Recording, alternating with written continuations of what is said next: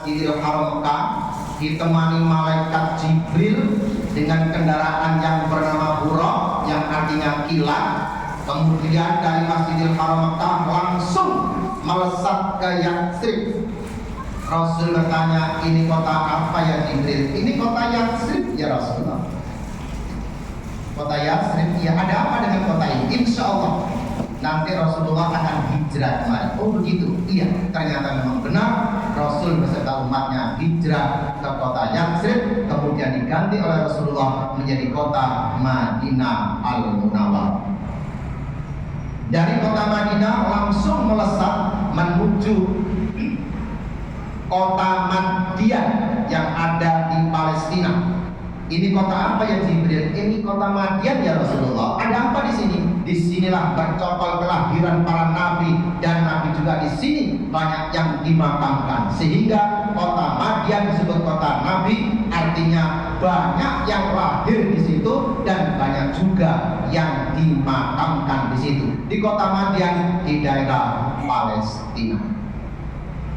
Kemudian melesat lagi ke Bukit Tursina. Ini bukit apa ya Jibril? Ini Bukit Tursina ya Rasulullah. Ada apa di sini? Ketika Nabi Musa diangkat oleh Allah menjadi Rasulullah, dan Nabi Musa berbicara langsung dengan Allah, sehingga Rasul disuruh membaca autobiografi semuanya, sejarah-sejarah nabi-nabi yang sebelumnya disuruh membaca. Itulah salah satu mukjizat Rasulullah Sallallahu Alaihi Wasallam.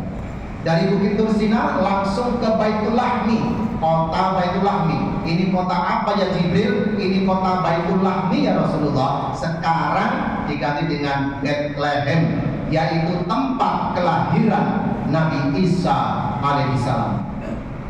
Langsung melesat ke Masjidil Aqsa. Kemudian Rasulullah diperintahkan oleh malaikat Jibril untuk sholat sunnah 2 rakaat, yang mana sekarang diperintahkan untuk sholat sunnah 2 rakaat, yaitu tahiyatul masjid. Hadirin sidang Jumat rahimakumullah, perjalanan Isra semacam itu. Setelah Isra kemudian Mi'raj, yaitu naik dari Masjidil Aqsa di Palestina, kemudian langsung melesat ke alam Jabarut, yaitu alam mulai langit 1 sampai langit yang ke-7. Di mana langit pertama Rasulullah bertemu dengan Nabi Adam alaihissalam, langit kedua Nabi Isa, langit ketiga Nabi Yusuf, langit keempat Nabi Idris, langit keenam, langit kelima Nabi Harun, langit yang keenam Nabi Musa, dan langit yang ke-7 bertemu dengan Nabi Ibrahim alaihissalam. Hadirin sidang Jumat rahimakumullah, karena terbatasnya waktu saya singkat saja. Setelah langsung melesat, kemudian alam malakut, alamnya malaikat dan jin. Kemudian langsung melesat alam lahut, yaitu alam di mana hanya Allah saja yang mampu bertahan hidup di sana, karena Allah tidak akan pernah mati. Hadirin sidang dimarahimallah, sehingga malaikat Jibril mohon izin kepada Rasulullah, saya tidak mampu ya Rasulullah untuk ke alam lahut, hanya Allah yang bisa hidup di sana, karena itu alamnya Allah, sehingga siapapun masuk alam lahut tidak akan mampu, pasti akan mati kecuali mendapatkan izin dari Allah. Begitu berhadapan dengan Allah di Arsy Allah, kemudian dalam sholat kita sudah mungkin sering mendengarkan dengan at-tahiyatul barakatuh shalawatu thayyibatulillah, itu adalah pembicaraan antara Allah dan Rasulullah. Hadirin sidang Jumat rahimakumullah, oleh karena itu ringkas cerita, oleh daripada Isra dan Mi'raj adalah sholat 50 kali dalam sehari semalam. Kemudian setelah selesai baru pulang dan bertemu dengan langit yang ke-6 yang dihuni oleh Nabi Musa alaihissalam.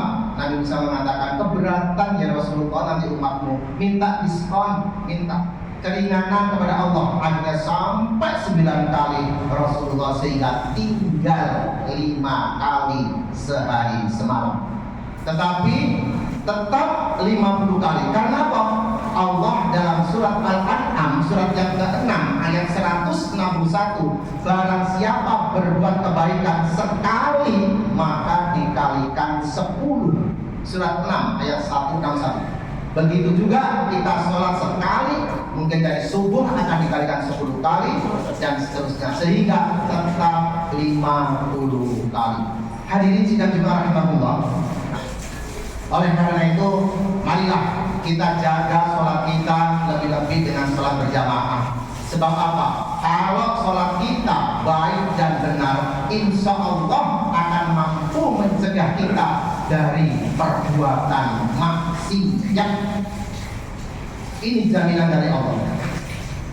Inna sholata tanha 'anil fahsya'i wal munkar, dalam surat Al-Ankabut surat ke-29 ayat 45. Barang siapa yang sholat dengan baik dan benar, dia tidak akan pernah berbuat maksiat sekecil apapun.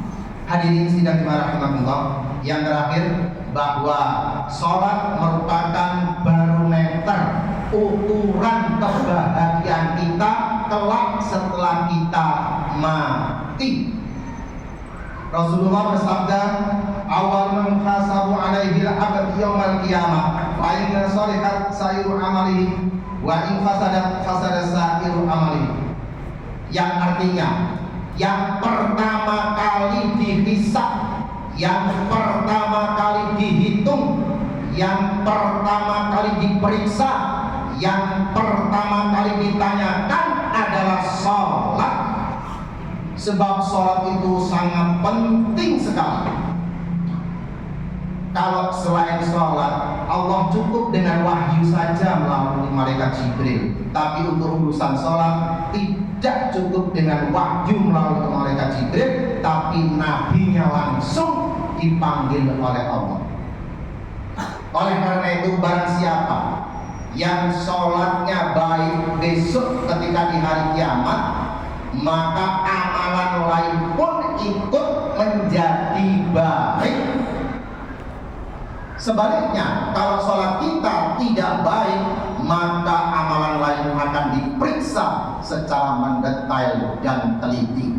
Oleh karena itu, saya sampaikan baik di saya pribadi, hadirin sekalian rahimakumullah, marilah jikalau kita mengerjakan sholat jangan tergesa-gesa, sebab insya Allah pasti tidak akan diterima oleh Allah. Sholat yang diterima oleh Allah adalah sholat yang khusyuk. Artinya apa?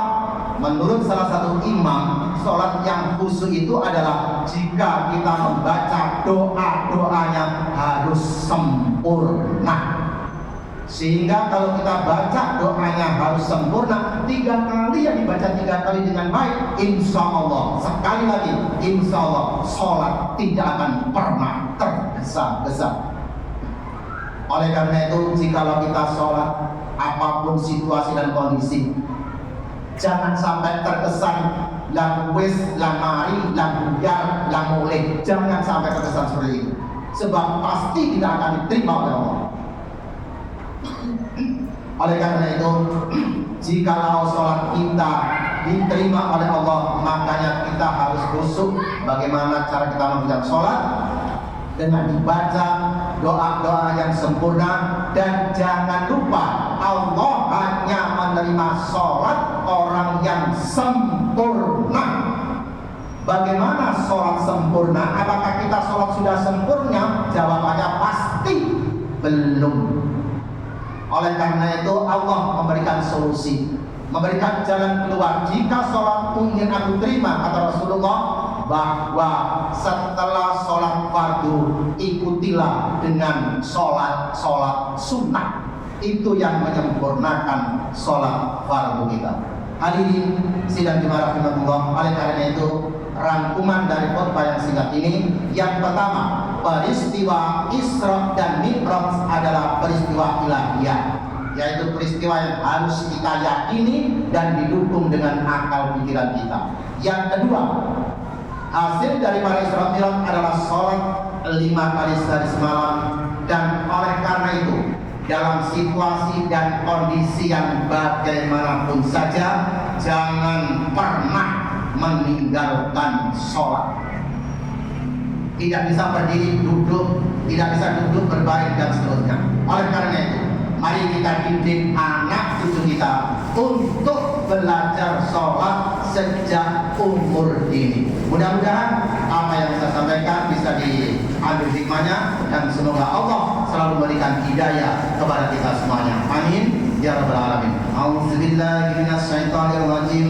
Bismillahirrahmanirrahim. Inna a'tainakal kautsar fasholli li rabbika wanhar. Inna syani'aka huwal abtar. Barakallahu azim wa nafa'ani wa iyyakum hakim. Taqabbal minni wa minkum dinarul alim wa innallaha huwal ghafurur rahim.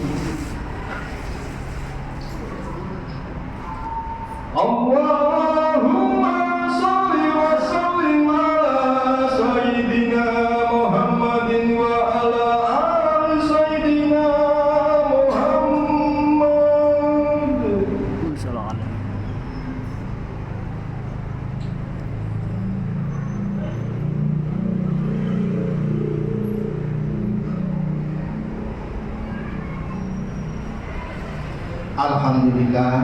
Alhamdulillah, bismillah, wa la ilaha illallah, la hawla wa la quwwata illa billahi al-'aliyyil 'azim. Asyhadu an la ilaha illallah wa la syarika lah, wa asyhadu anna Muhammadan 'abduhu wa rasuluh, khatamul anbiya'i wal mursalin la nabiyya ba'da.